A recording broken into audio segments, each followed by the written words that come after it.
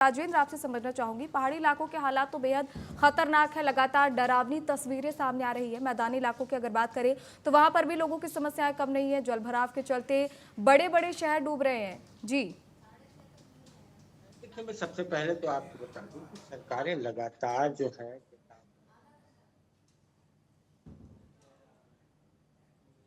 जो है इस तरीके के है। तो मध्य प्रदेश का जो एक हिस्सा है वो जलभराव का क्षेत्र है, तो दूसरा हिस्सा पहाड़ी क्षेत्र है, जहाँ पहाड़ों का रिसाव लगातार जारी रहता है। मध्य प्रदेश में जो है सरकारें आती हैं और जाती हैं। इस समय मोहन यादव की सरकार है, भाजपा की सरकार है, जो लगातार 18 से 20 सालों से लगातार सत्ता में काबिज है।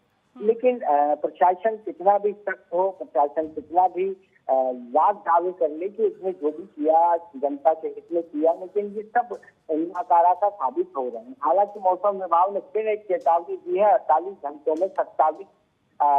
घंटों में जो है 27 जिलों में बारिश की चेतावनी की है, जिसमें से भोपाल, उज्जैन और बैतूल जो बड़े जिले हैं उनमें जो है हल्की बारिश की चेतावनी दी है। उसके बाद जो है बड़वानी में जो ऑलरेडी कल जो है हाहाकार मच गया है बारिश से। उसके बाद अगर 14 जिलों में जो अगर मैं बात करूं तो बारिश का जो तांडव कल जो होने वाला है, तो मौसम विभाग की एक भारी चेतावनी है। उसमें जो जिले हैं भारी चेतावनी वाले वो खरगोन, खंडवा, बुरहानपुर, झाबुआ, अलीराजपुर, बड़वानी, देवास, हरदा, नर्मदापुरम, छिंदवाड़ा, पांडुर्न जैसे इलाकों को भारी बारिश की चेतावनी दी है, जहां 17 तारीख को बारिश अपना तांडव दिखाएगी। लेकिन मध्य प्रदेश के मुख्यमंत्री मोहन यादव के पास जो है अपनी यात्राओं से फुर्सत नहीं है, बाढ़ पीड़ितों से मिलने का समय तक नहीं है, क्योंकि वो अपनी दिल्ली यात्रा और अपनी राजनीति को चमकाने में लगे हुए हैं। वहीं अगर कलेक्टर और मददगार पुलिस की बात करूं या सेना की बात करूं, जो सिविल डिफेंस कहा जाता है, तो आप सिविल डिफेंस के आंकड़े जब देखेंगे तो सिविल डिफेंस जो है,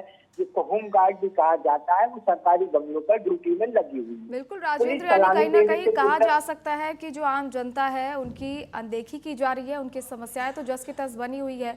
हर साल बारिश में यही हालात बनते हैं, कोई बदलाव नहीं होता, हर बार यही तस्वीरें आती है। लेकिन उसके बावजूद जो वादे और दावे रहते हैं वो काफी बड़े रहते हैं। प्रवेश, राजधानी दिल्ली राष्ट्रीय राजधानी है, उसके बावजूद वहां के हालात तो बेहद बदतर है। जरा सी बारिश होती है, जाम की स्थिति हो जाती है।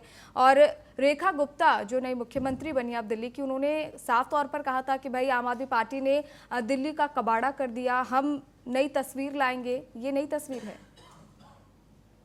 बिल्कुल आपने सही कहा अंकिता, और मैं आपको बता दूं कि दावे की बात है तो वो आपके सामने है। दिल्ली में लगातार 3 दिन से बारिश का मौसम बना हुआ है और आज सुबह से दिल्ली में अंधेरा छाया हुआ है, बादल है, लगातार रुक रुक के बारिश हो रही है। और जब भी थोड़ी सी भी बारिश होती है तो दिल्ली में जल भराव की समस्या सबसे पहले उत्पन्न हो जाती है, क्योंकि जल निकासी की बात करें तो दिल्ली में पूर्णतः साधन नहीं है। सबसे बड़ा सवाल यह है कि आखिर बारिश में जल निकासी का जो इंतजाम है अभी तक दिल्ली जैसी राष्ट्रीय राजधानी में हुआ क्यों नहीं है।